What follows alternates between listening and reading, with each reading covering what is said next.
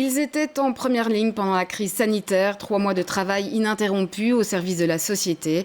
Ils travaillent dans les hôpitaux, les écoles, les transports, les magasins, les services sociaux, les services de soins ou encore les maisons de repos. Chaque dimanche, la rédaction de BX1 vous propose une rencontre avec ces hommes et ces femmes qui étaient sur le pont.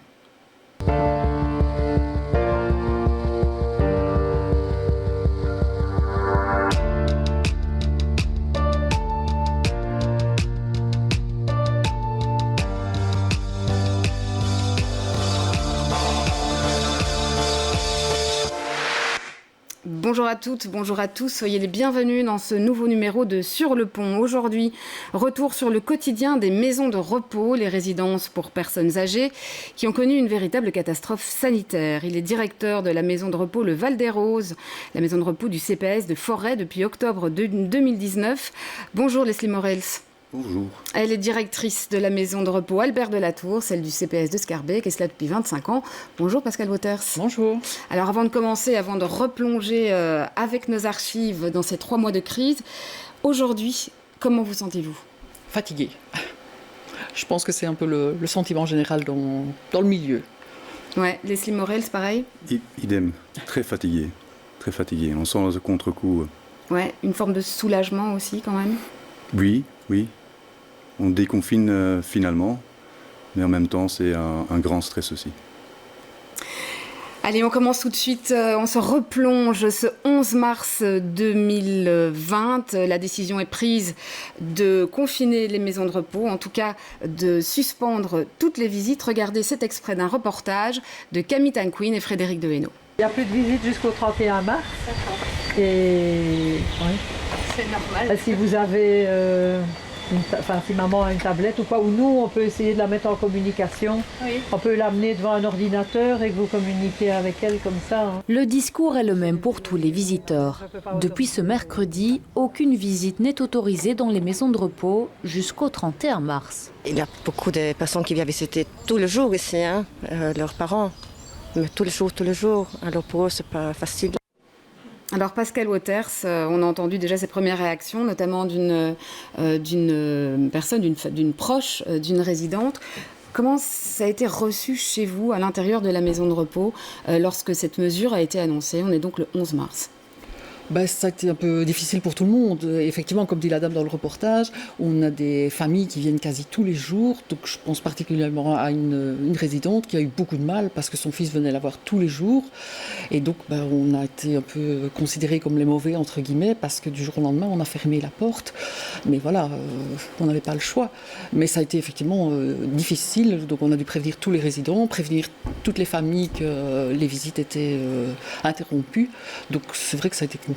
C'est une mesure que vous attendiez ? Vous vous attendiez déjà depuis un certain temps à devoir, à un moment donné, en arriver là ou pas ? Est-ce que vous vous êtes dit, mais on n'arrivera peut-être pas jusque-là ? On le craignait, mais voilà, on se doutait bien qu'on allait passer par là. Mais bon, tout au début, je crois qu'il n'y a personne qui s'attendait à ce qu'on allait vivre. Donc voilà, on a subi et on a dû réagir à chaque fois au quart de tour quand il se passait quelque chose. Mais je pense que personne ne savait dans quoi on s'embarquait, malheureusement. Ouais. Leslie Morel, chez vous, la décision avait déjà été prise depuis quelques jours ? C'est-à-dire que chez nous, on a commencé à préparer cette confinement 2 semaines, 3 semaines à l'avance. Notre médecin coordinateur, depuis début février, il craignait que le coronavirus allait quand même nous toucher ici en Belgique et à la région bruxelloise. Et donc on a mis déjà des procédures en route pour limiter les excès dans un premier temps, avant le confinement. Et on a aussi su avant, le 8 mars, on a convoqué toutes les familles pour en discuter avec eux, avec le président, avec le médecin coordinateur et moi-même, pour un peu expliquer ce que ça impliquait, ce confinement. Et donc, effectivement, nous, le 10, le soir, on a décidé que le 11, on allait confiner. C'est ça, donc c'est quoi? La décision est prise un jour avant. Oui. Mais donc, oui. vous aviez préparé les familles. Comment est-ce qu'elles ont réagi, les familles? Est-ce qu'elles ont compris? Parce qu'on a entendu des réactions un peu discordantes, enfin, ou en tout cas variables. Certaines personnes qui comprenaient bien et qui étaient tout à fait prêts à respecter ce type de mesures, et d'autres qui ne comprenaient pas et à qui ça faisait peur en disant mais est-ce que nos proches dans les résidences vont supporter des mesures aussi drastiques? Dans un premier temps, on devait fermer pendant 15 jours. Donc ça leur donnait encore un peu d'espoir. Et vous y croyez à ces 15 jours au début? Vous vous êtes dit ça peut être court? L'idée à la base, c'est de faire en sorte de ne pas avoir du corona chez nous à la maison. Donc on avait mis déjà toutes les dispositions depuis début mars pour éviter que le virus rentre dans la maison. Mais ça a effectivement changé au moment que le 17 février, on a eu notre premier cas. Notre premier cas qui est décédé, ce qui a effectivement sémé une panique, et donc à ce moment-là, on savait que ça allait être prolongé. Ouais, c'est ça. Donc vous, très tôt, vous avez pris des mesures, ou en tout cas, vous avez lancé une réflexion en interne. Oui, tout à fait, pour pouvoir réagir. Quoi. Début février, notre médecin coordinateur nous a demandé de vérifier les stocks et en cas échéant de faire des commandes de tout ce qui est matériel de protection, d'autres matériel médical, parce qu'il sentait qu'effectivement, au moment qu'il y aura ce lockdown, qu'on allait avoir des difficultés de nous approvisionner. Ouais, on va parler dans un instant de cet approvisionnement, mais pour rester sur ce contact avec à la fois les résidents et avec les familles, est-ce que vous avez, vous, Pascal Wouters, à la maison de repos de CPS de Schaerbeek, des résidents qui ont très mal réagi à cette première étape de confinement? Oui, il y a des résidents qui ont très mal réagi, il y a des gens qui effectivement se sont laissés aller, il y a des gens qui mangeaient beaucoup moins, et alors comme vous le disiez tantôt, il y a des familles qui sans doute comprenaient, mais avaient beaucoup de mal à accepter l'idée de ne plus voir papa, maman, grand-mère. Et il y a des gens qui nous disaient, mais si on ne vient pas la voir, elle va se laisser mourir. Et je pense à une résidente en particulier, je pense qu'effectivement, elle a très mal vécu, elle n'a pas supporté de ne plus avoir la visite de son fils qui était quotidienne. Et je pense qu'elle s'est laissée aller. Elle est malheureusement décédée du Covid-19. Mais je pense que si elle avait eu la visite, elle serait peut-être encore là, ou en tout cas, elle ne serait peut-être pas partie si rapidement. Ouais. Bon, le problème, c'est qu'elle a été hospitalisée, et à l'hôpital, son fils ne pouvait pas plus la voir que chez nous. Donc je pense qu'elle, effectivement, elle l'a pas supporté. Et comment c'est... Oui, vous vouliez ajouter quelque chose? Chez nous, ce qu'on avait mis en place, on trouvait c'est important, c'est la communication envers les familles. Donc on avait mis en place un blog et un système, une plateforme SMS qui permettait de communiquer de ce qui se passait avec des photos pour leur quand même montrer qu'il y avait quand même encore une ambiance. Et aussi notre équipe d'activation, d'animation. Et on a très vite réfléchi sur ce syndrome du glissement. On en avait peur de ça. Ouais, alors peut-être le syndrome du glissement, rappelez ce que c'est. En effet, c'est l'isolement, créer la solitude, et donc les résidents se laissent aller, mangent quasiment plus, se sentent abandonnés, et donc ils vont vers une espèce de dépression où ils veulent effectivement ne plus vivre. Comment c'est vécu ça en interne par les équipes, par les équipes d'infirmières, de soignants, les équipes de cuisine aussi, par la maison de repos? Ce confinement dans une collectivité, c'est très particulier. Ben, c'est mal vécu aussi, parce que la vie des résidents a changé, mais la nôtre a changé également. Et c'est vrai que Leslie parlait de résidents qui mangent moins bien. Ça ne fait pas plaisir à l'équipe de cuisine de voir que les plateaux reviennent quasi pas touchés. Et donc effectivement, tout le monde est sensible à ça. Et voir nos résidents qui sont enfermés dans leur chambre, qui ne peuvent plus sortir, qui ne peuvent plus avoir les activités qu'ils avaient, ben, effectivement, ça... Oui, parce que vraiment, ça se traduit comme ça. Et c'est vrai qu'il faut peut-être le rappeler. Les résidents, à l'époque, sont confinés dans leur chambre. Ah oui. Plus personne ne sort. Non. Et je vous assure, il y a des gens qui n'ont pas mis un pied hors de leur chambre. Bon, une chambre, c'est quoi? C'est 20 mètres carrés. Il y a des gens qui n'ont pas mis un pied hors de la chambre pendant 4 mois. Bon, les fumeurs, on les laissait descendre parce que sinon, ça serait mal passé. Donc, ils allaient au fumoir, ou s'il faisait beau, ils allaient dans le jardin. Mais il y a des gens qui n'ont pas, par peur, qui n'ont pas voulu quitter leur chambre. Donc, effectivement, on n'est pas insensible à ça. On avait l'habitude de voir les gens sortir, faire des activités. Il y en a qui allaient faire des courses, il y en a qui allaient au marché. Et du jour au lendemain, ils sont comme ça confinés dans 20 mètres carrés. Oui, non, ça frappe tout le monde. On a vu des choses étonnantes aussi à cette période, notamment ce système de visite. C'est un one-shot qui avait été proposé par une entreprise de permettre à des proches d'aller visiter leur famille, ou plutôt de permettre à des familles d'aller visiter leurs proches dans une maison de repos à bord d'une nacelle et de pouvoir aller les visiter par la fenêtre. On va en voir quelques images. Voilà. Est-ce que vous avez, vous aussi, de vos côtés respectifs, eu recours à des systèmes un petit peu, des systèmes D, comme on dit, ou est-ce que dans certains cas, vous avez quand même permis à certains de voir ou d'être en contact avec leur famille, parce que sinon, ça risquait d'être très dommageable pour eux? Non, on n'a pas fait appel à des systèmes aussi. Non, alors peut-être pas forcément la nacelle. Ça, je crois que c'était vraiment un cas tout à fait isolé. Non, ben on essayait. Bon, il y a des gens qui venaient voir leurs parents à travers la porte vitrée, donc on les descendait à l'entrée pour qu'ils se voient à travers la porte vitrée. On a reçu, il faut le souligner, des smartphones pour que les gens puissent communiquer. Donc dès qu'il y avait un appel, quelqu'un du personnel, en général d'animation, allait dans la chambre du résident pour que les gens puissent parler. On a reçu une tablette aussi d'Iriscare. Mais bon, voilà, il y a des résidents qui malheureusement ne parlent plus, donc c'est un peu difficile de passer un GSM à quelqu'un qui ne peut pas parler. Mais voilà, on disait aux gens, vous pouvez nous appeler, on vous donne des nouvelles, en sachant très bien que c'est pas ça qu'ils voulaient. Ouais. Mais... Alors, on avance dans le temps, on arrive vers la fin du mois de mars. Le nombre de malades, le nombre de cas, mais aussi le nombre de décès augmente en Belgique. On sait a posteriori que les maisons de repos ont payé un très lourd tribut dans cette crise, mais le nombre de décès augmente déjà en flèche aussi dans les maisons de repos. Vous en êtes d'ailleurs tous les deux témoins parce que vous l'avez vécu les uns et les autres. D'abord, est-ce qu'à un moment donné, vous avez le sentiment d'être abandonné? Oui. C'est-à-dire?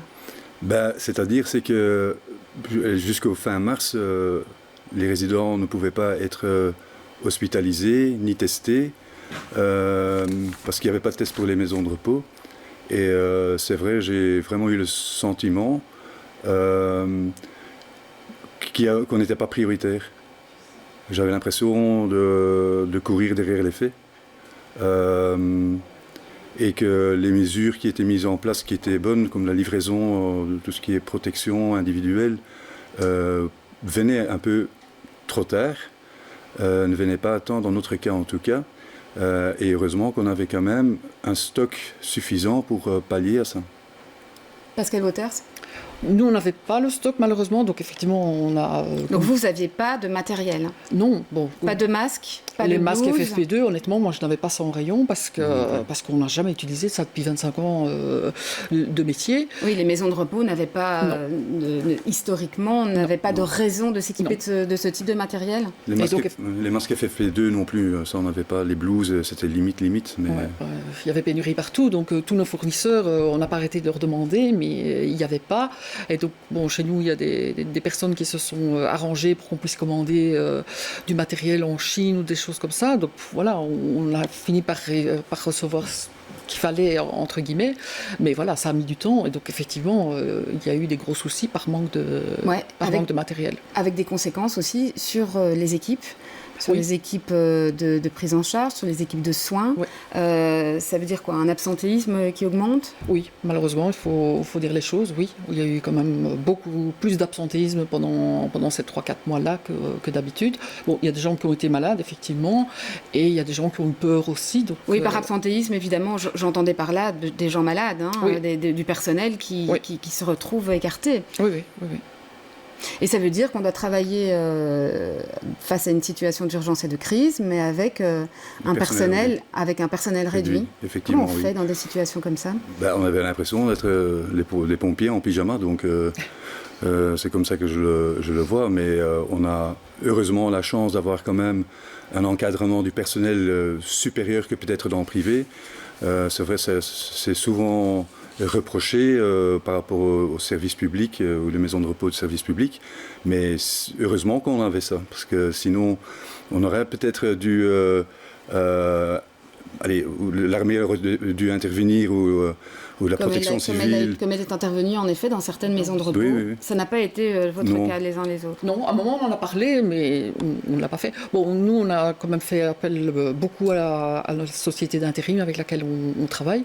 Mais bon, eux aussi parfois étaient dans la difficulté de nous trouver une infirmière parce que voilà, eux aussi avaient du personnel malade dans leur rang. Ouais. Alors, on parlait tout à l'heure, Leslie Morrells évoquait l'hospitalisation qui était difficile parce que les personnes âgées de votre maison de repos, c'est ce que vous disiez, visiblement n'étaient pas considérées comme prioritaires. Est-ce que c'était le cas chez vous aussi? Est-ce que l'hospitalisation de vos résidents a été difficile? Oui, je dirais pas ça en général, mais j'ai en tête une résidente pour laquelle on n'a pas réussi à la faire hospitaliser malgré la demande du médecin traitant. Donc malheureusement, la dame est décédée chez nous. Et un autre résident, le médecin traitant a dû batailler parce que quand les ambulanciers sont arrivés à la demande du médecin traitant, les ambulanciers nous ont dit non, il va bien, on ne le prend pas. Et donc le médecin a dû batailler ferme.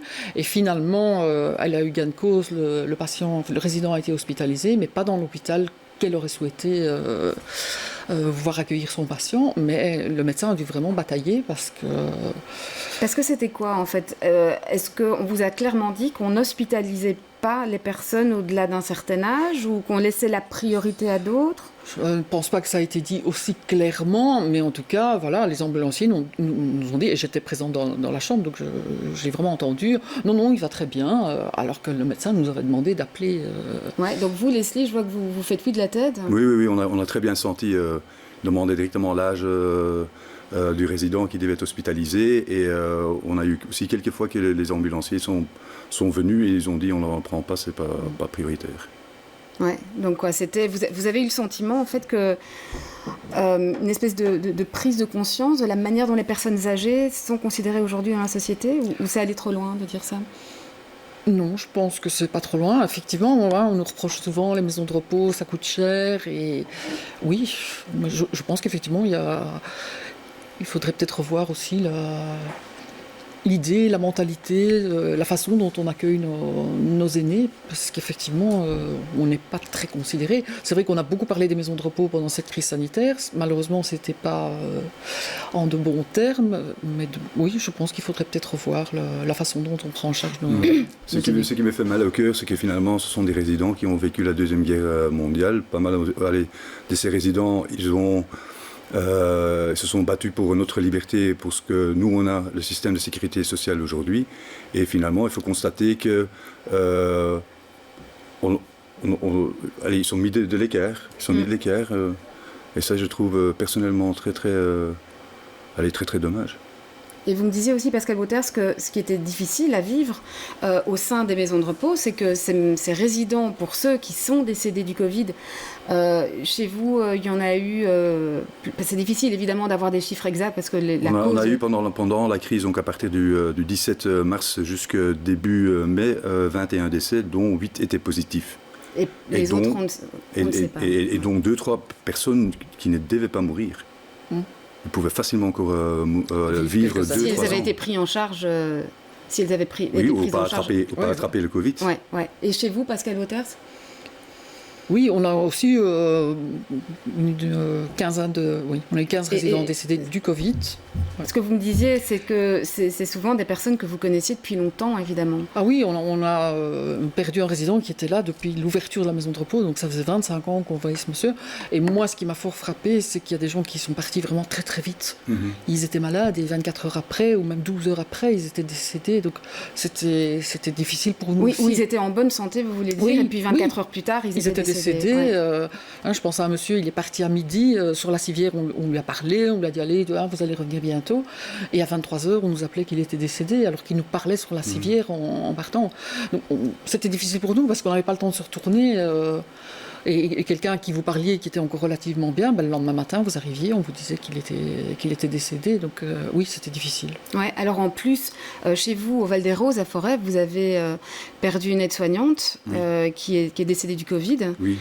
Là en tout aussi, cas, décédé du Covid, c'est dû au Covid qu'il a sûrement eu des complications. Mais effectivement, oui, c'est comme ça que c'est noté. Ouais, ce qui a évidemment dû rajouter en plus c'était très, très de la tension, de l'angoisse, du stress parmi les équipes. Tout à fait, oui. Ouais. Tout à fait. Alors, surtout, c'était dans une période aussi au niveau... Allez, c'était la période de Pâques en plus, c'était très très difficile.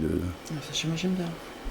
Alors à partir du 16 avril, les visites peuvent reprendre, mais alors au compte-gouttes, et on va en voir quelques images, c'est extrêmement encadré. Il faut s'habiller avec une espèce de vêtements adéquats. On va en voir quelques images dans un instant. Il faut rencontrer les résidents dans un cadre très particulier. Comment est-ce que, on les voit. Comment est-ce que vous mettez en place tout ça dans vos maisons de repos ? On l'a fait, mais effectivement c'est contraignant parce que c'est sur rendez-vous, c'était des visites d'une demi-heure, les gens devaient avoir un masque, devaient passer leur main à l'alcool gel, ça devait être dans un local isolé du restant de la maison, le service d'entretien devait passer entre chaque visiteur pour nettoyer ce que les personnes avaient touché, mais on l'a fait, mais c'était effectivement contraignant, il fallait aller chercher le résident dans sa chambre. En même temps, une forme de soulagement quand même, de se dire oui. On commence un petit peu à... et soulagement pour les familles et surtout pour les résidents qui pouvaient enfin revoir leurs proches autrement que sur un smartphone ou sur une tablette, mais contraignant, effectivement. Ouais. Est-ce que vous avez l'impression, Leslie Moretz, que vos métiers, votre métier, ont changé d'une certaine manière pendant cette crise ? Oui. Allez, on était un peu le manager des crises. 7 jours sur 7, je ne veux pas dire 24 heures sur 24, mais on prestait facilement des journées 12, 13, 14 heures par jour, en sachant que, aussi au niveau des résultats des tests, quand les tests y étaient là, on reçoit les résultats, parfois tu les reçois très tard le soir. Oui, parce que c'est vrai que c'est le moment aussi où le dépistage va commencer dans les maisons de repos. Là aussi, il a fallu attendre un certain temps. Vous le demandiez depuis longtemps, ce dépistage. Oui, chez nous, les frottis ont été faits le 15 avril, ce qui était déjà fort tard, puisque malheureusement, on avait déjà beaucoup de décès. Et les tests sérologiques, on les a faits il y a 10 jours seulement. Donc là, tout le personnel et tous les résidents ont été testés, mais c'est vrai que ça a pris du temps. Chez nous, c'était le 27 avril, mais on a su tester pas mal de résidents avant, parce que les médecins traitants, à partir d'un certain moment, pouvaient tester aussi si les résidents étaient symptomatiques. Et donc, on a su tester aussi via les médecins traitants qui nous donnaient des frottis. On avait déjà aussi un stock de frottis, et donc ça nous permettait, en compte-gouttes, effectivement, tester des gens qui étaient les plus symptomatiques. Et donc, je crois que chaque test qu'on a reçu de retour était effectivement positif. Bon, et alors là, on est dans cette période où quand même les choses commencent à bouger. Le 15 juin, nouvelle consigne, nouvel assouplissement des mesures. Là, les visites sont désormais permises pour plusieurs personnes. Elles sont même permises en chambre. Oui, et alors, on peut reprendre une vie collective ? Pas encore mi-juin. La vie collective, elle a repris seulement lundi. Donc là, à ce moment-là, les résidents mangent toujours dans les chambres. Oui. Dans certaines maisons de repos, évidemment, chacune a géré ça en fonction de la situation. Chez vous, Leslie, comment ça s'est passé, ce déconfinement progressif des maisons de repos ? C'était pas évident. C'était à la limite même plus stressant que le confinement. Parce que aussi au niveau les consignes n'étaient pas toujours pour moi logiques et claires.